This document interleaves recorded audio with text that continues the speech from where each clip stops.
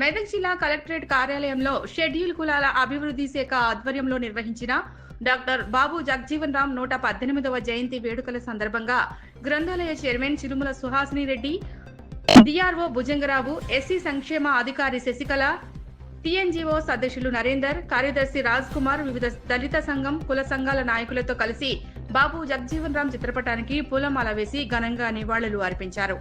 ఈ సందర్భంగా జిల్లా కలెక్టర్ మాట్లాడారు.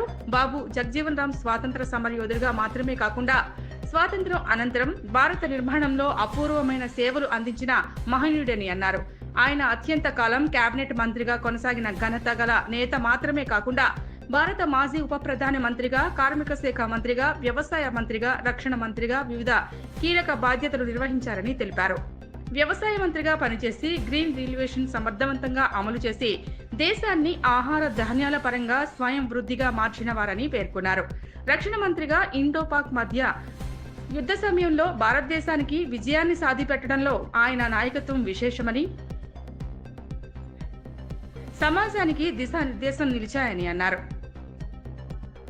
మెదక్ పట్టణంలోని అంబేద్కర్ భవన్ గురించి దళిత సంఘం నాయకులు అభ్యర్థనను స్వీకరించడం జరిగిందని, ఇంతకు ముందు జిల్లాలో అంబేద్కర్ భవన్ శాంక్షన్ అయిందని, ఏ కారణం చేతనో మధ్యలోనే ఆగిపోవడం జరిగిందని, స్థానిక తహసీల్దార్ ద్వారా భూమిని గుర్తించే పనిలో ఉన్నామని, త్వరలోనే ఎస్సీ సంక్షేమ శాఖ ద్వారా లెటర్ పెట్టడం జరుగుతుందని, తొందరలోనే అనుమతులు మంజూరు చేయించుకుని అంబేద్కర్ భవన నిర్మాణ ఏర్పాటు అయ్యే విధంగా ఆదేశాల ప్రకారం చర్యలు తీసుకుంటామన్నారు.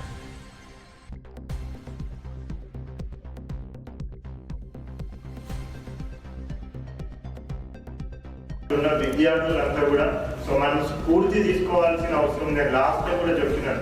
యంగర్ జనరేషన్స్ అంతా కూడా ఈ మహనీయులు ఎవరైతే ఉన్నారో వాళ్ళ జీవిత చరిత్ర చదివినట్టయితే వాళ్ళ జీవిత చరిత్రతో మనం ఎంతో స్ఫూర్తి పొంది, మోటివేషన్ పొంది, మనకి ఏమైనా హర్డిల్స్ ఏర్పాటు అయినా కానీ కూడా అరే మనకి ఇంత చిన్న హర్డిల్ వస్తాయి, ఇంత చిన్న ప్రాబ్లం వస్తే మనం ఇంత ప్యానిక్ అవుతామని, మరి వాళ్ళు ఏ టైంలో వాళ్ళు ఏ ఫెసిలిటీస్ లేవు, ఏ టెక్నాలజీ లేవు, ఏ సపోర్ట్ లేవు, చేతిలో డబ్బులు లేవు, సామాజికంగా కూడా సోషల్లీ కూడా హెల్ప్ లేదు, అటువంటి టైంలో వాళ్ళు ఎట్లా ప్రాస్పర్ అయ్యారనేసి వాళ్ళని స్మరించుకున్నట్టయితే కూడా మనం ఇంకా ముందుకు పోవడానికి కూడా మనకు ఒక మోటివేషన్ అనేది మనకు వస్తూ ఉంటుంది. మరి ఆయన జీవిత చరిత్రని ఇప్పుడున్న జనరేషన్స్ అందరూ కూడా మోటివేషన్గా తీసుకొని మరి మీ అందరూ కూడా ముందుకు వెళ్ళాలనేసి కూడా నేను రిక్వెస్ట్ చేస్తూ ఉన్నాను. ఇందాక కూడా చాలా మంది మాట్లాడిన వ్యక్తులు చెప్పినారు. సో ఒక్కరికి కాకుండా సమాజంలో ప్రతి ఒక్కరికి కూడా అది ఎఫెక్ట్ అయ్యే విధంగా ఉన్న మినిస్ట్రీస్ మనం అనుకుంటాం. అగ్రికల్చర్ మినిస్టర్గా ఆయన ఉన్నప్పుడు గ్రీన్ రివల్యూషన్ తీసుకొని వచ్చి ఎక్కడైతే భారతదేశం ఎప్పుడు కూడా ధాన్యాల గురించి వేరే వాళ్ళ మీద డిపెండ్ అయ్యే స్టేజ్ నుంచి మనం ఇప్పుడు మనం చూస్తాం. మన తెలంగాణ బియ్యం థాయిలాండ్కి వేరే కంట్రీస్కి వెళ్తా ఉంది. సో ఆ స్థాయికి ఇప్పుడు మనం ఎదిగినామంటే సో దానికి స్టెప్స్ ఎక్కడ పడ్డాయంటే మరి ఆయన అగ్రికల్చర్ మినిస్టర్ ఉన్నప్పుడు ఆయన తీసుకున్న చొరవతోనే ఇప్పుడు మనం సర్ప్లస్ ప్యాడీ ప్రొడక్షన్ లో కానీ ఫుడ్ ప్రొడక్షన్ లో కానీ మనం సర్ప్లస్ లో ఉన్నాం.